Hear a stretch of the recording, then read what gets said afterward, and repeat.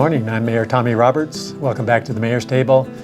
And my guest this morning, once again, is City Manager Rob Mays. And Rob, it's good to have you back. Good to be here. Rob, this morning I want to revisit our 2017 fiscal year budget and kind of update our viewers on what's trending in the first 4 months of fiscal year 2017. We had dedicated a segment of the Mayor's Table to the development of the 2017 budget.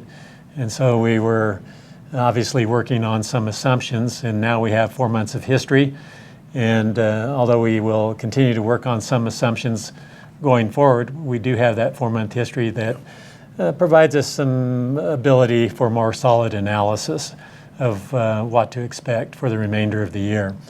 So I just want to open it up to you in a very general sense and let you talk about this 4 months of history. Yeah, so as you said, we're about a third through the year, and towards the beginning of the year, we did do a Mayor's Table episode on kind of what we thought was coming and how we would potentially manage it, and we talked specifically about how we laid out some early intervention contingency plans because we closed the end of fiscal year 16 really very poorly. I mean, as it turned out, to balance the budget in the previous calendar year, we spent over $3 million of cash reserves, so previously booked revenue, to balance and pay for services last year.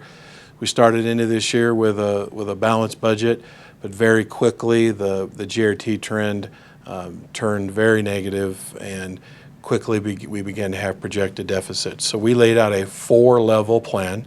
As you recall, the first 2 levels we actually implemented the very first month of the fiscal year. Mm-hmm. So it was very dynamic, changing dynamics even as we were adopting that final budget. That first levels 1 and 2 included 5% reductions in our expenditure budget. We went through every department and cut things down. We tried to find areas that we could cut that would have minimal immediate impact on our citizens and the services. So things that would be, we kind of a delay and deferment strategy. We've been delaying hiring in many cases, with the exception primarily of public safety positions. We're holding a lot of positions, deferring capital expenditures. We're not buying any fleet vehicles this year. We reduced a number of training and opportunities, and that again cut about $3 million from a budget, or 5%. So we implemented level 1 and 2. Kind of probably the gist of the update today, 4 months into the year, of our revenue tracking and closing out the first quarter of our expenditure tracking. We really have moved into level 3 of that, as we would measure and identify our projected deficit, meaning projected expenses to projected revenue. Well, we've budgeted about an average of $4.2 million in revenue from GRT for fiscal year 2017. And in our 4-month history, we're averaging about $4 million. Right. So if we extrapolate that kind of a deficit on the average out over a full 12 months, we have about a $2.4 million deficit based on projections. That's right. Does that get us into that phase 3 and phase 4 consideration? That would be what we would have identified as the phase 3. It doesn't get us into phase 4. So what it represents, it's a little higher than that. It's about $4.25 million a month. So it boils down to it's almost $3 million, an additional 5%. It's not quite that. So we kind of looked at it as the phase 3 was potentially another 5%. That was the phase that we identified. Now the actual deficit that we have is closer to that $2.4 million that you just mentioned. So if everything continues the way it is now, revenue stays exactly the way it is, has the last 4 months at that $4 million level, and the expense trends continue like they are with our reduced budget by 5%, we have a projected deficit at the end of the year of $2.4 million that we have to manage by really one of 2 ways, either to cut further into the expenditure budget or to deal with it from a revenue option, potentially dipping into cash reserves in a prudent manner, which to cut deeper into expenses now, I think we've all recognized the first two levels, we were primarily able to do it things that would have minor to no immediate impact. They're not sustainable. We can't go forever without buying police cars. But the kinds of impacts that you'll see now are we've had reduced hours at some of our facilities. Some of our offices are closed at noon when they had been previously open during the lunch hour because we have positions that we've not filled, so we can't staff things the same. Moving into level 3, if we do it through expenditure cuts, it gets much more impacting. We are talking about not filling potentially public safety positions or potentially cutting back on, we have one strategy in mind where we would take a ladder truck off the street and 5 or 6 firefighters with it. Across the board, all of our facilities, we've identified what those cuts would be. In some cases, it would mean closing facilities, significant reduced hours.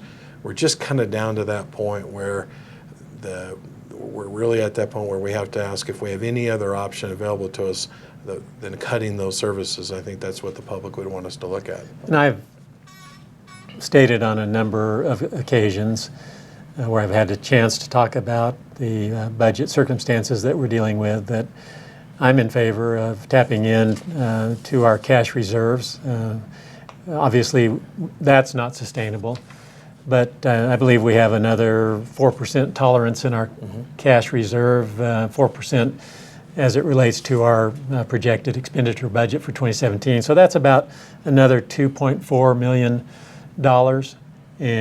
but we can't take it down much lower than where it would be if we do take that additional $2.4 million.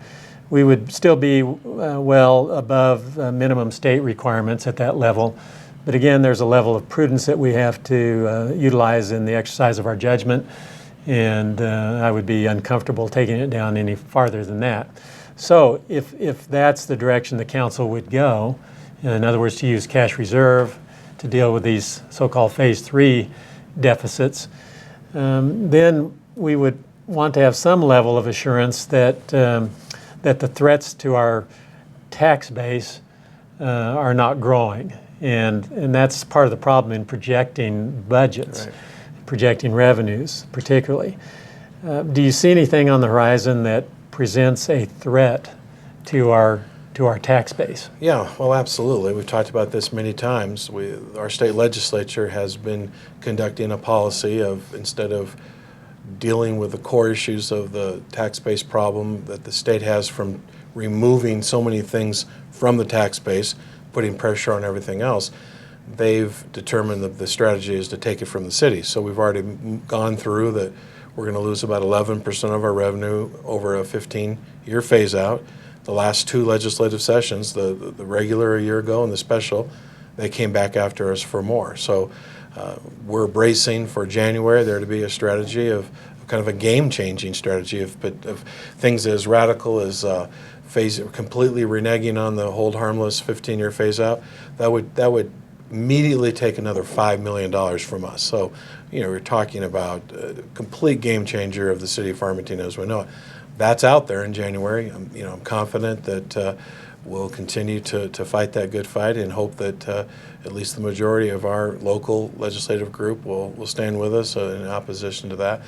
So barring that game changer that's outside of our control, I think it's reasonable to conclude that we've got a 4-month pattern now. Possibly we have found that relative bottom.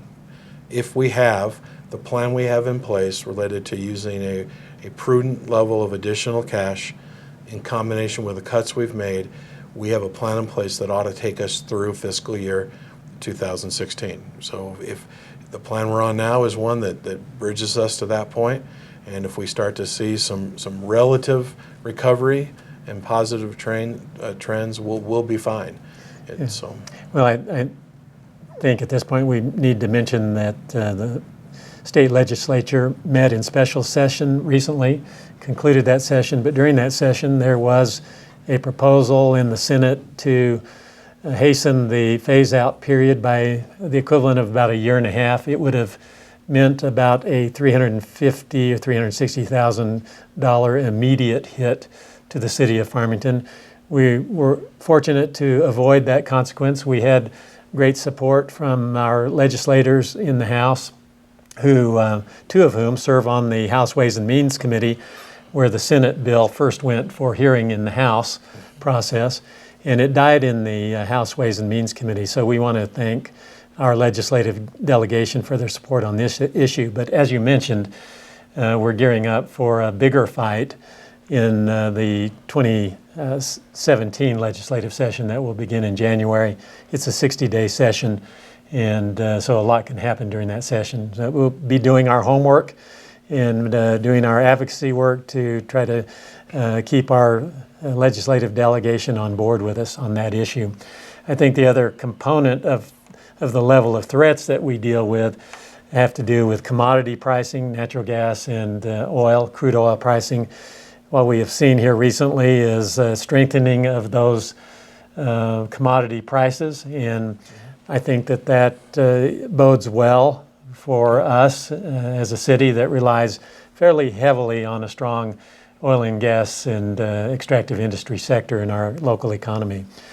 Rob, do you have anything else you'd like to add before we close this segment? Just to kind of give that perspective on cash, if you go back to prior 2009 to the recession, the city used to maintain about 8 to 10% cash reserves. Even during the recession, we made a high priority of building our cash reserves. We built them up to 18 to 20%. And the fact is, we have indeed relied upon that cash over the last several years, and that cash now is moving back down to where if we do dip into this at the prudent level that we're talking about, it gets us down there in that 10 to 12% range. It's still, barely, that would exceed the state minimum. But I think people need to understand, both our citizens as well as our legislature and state, that really kind of becomes the end of the cash option. So if our legislature would take something like the $5 million from us, or any amount, really, it really leaves us the option of having to cut services or continue to look at the tax increases that the state has pushed off on us. So we wouldn't want anybody to think that this cash is a recurring option. It's been a strategic option, but we're kind of at the end of that strategy. Well, we'll continue to monitor this program aggressively and to advocate aggressively for the benefit of our citizens. And this is not the end of our discussion about the 2017 fiscal year. There's still more to come on that, and we'll try to keep our viewers posted through another segment of the Mayor's Table at an appropriate time. We want to thank you for joining us today on the Mayor's Table, and we'll look forward to seeing you again next Monday.